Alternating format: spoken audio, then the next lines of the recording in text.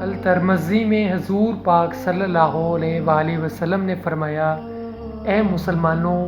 اس سے بڑھ کر کیا گناہ ہوگا کہ تم آپس میں جھگڑتے رہو اور تکرار کرتے رہو۔ آج اگر دیکھا جائے،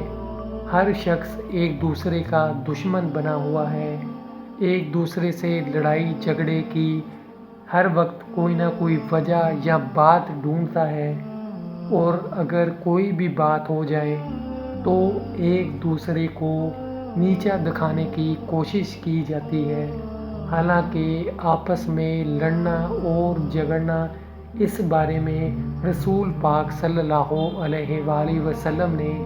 سخت اس چیز کو ناپسند کیا ہے، اور یہ فرمایا ہے کہ اس سے زیادہ کیا گناہ ہوگا کہ مسلمان آپس میں ایک دوسرے کے ساتھ جھگڑتے رہیں اور آپس میں ایک دوسرے کے ساتھ لڑتے اور تکرار کرتے رہیں، یعنی کہ ایک بحث لمبی کرتے رہیں اور اپنے آپ کو ہمیشہ سچا ثابت کرتے رہیں۔